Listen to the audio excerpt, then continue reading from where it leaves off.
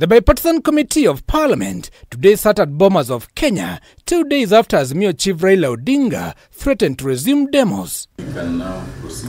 The talks were co-chaired by Rarieda MP Otende Amolo and Kibwezi West MP Mwengi Mutuse, representing George Murugara, who was absent. The 14-member committee agreeing on a framework of the dialogue by including all the contentious issues for discussion. We in Azimio had given a time frame of 30 days. Our colleagues in Kenya Kwanza had given a time frame of 90 days. We have agreed to constrain that time to 60 days.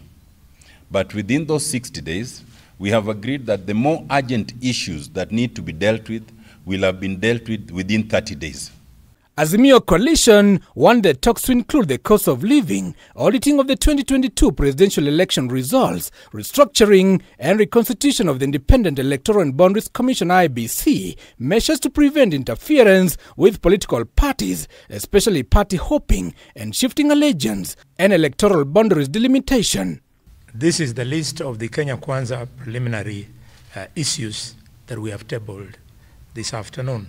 President William Ruto's Kenya Kwanza alliance, on the other hand, want the talks to also center on reconstitution of the IEBC selection panel that is already in place, entrenchment of two-thirds gender rule, NGCDF, and Senate Oversight Fund, and Office of Leader of the Opposition in the Constitution.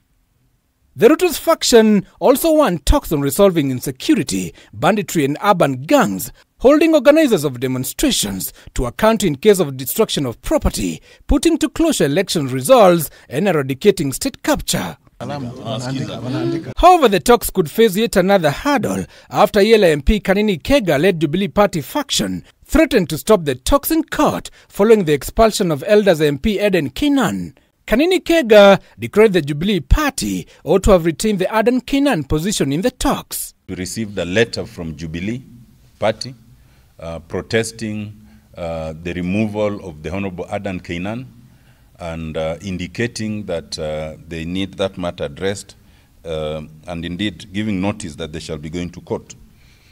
We agreed that the question of constitution of the respective teams is not for this team to discuss. That is for the parliamentary group and the respective coalitions.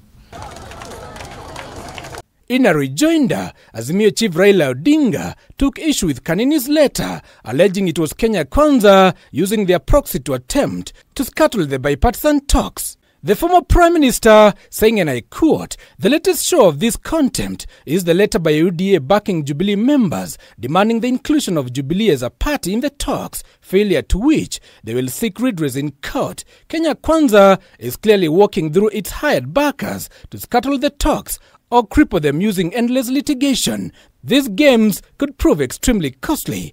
End of quote. The statement continues, quote, "We remind Kenya Kwanza a final time that we did not agree to engage in talks because we are weak. We remain committed to the spirit of peace and stability that necessitated the talks. However, we will never negotiate out of fear."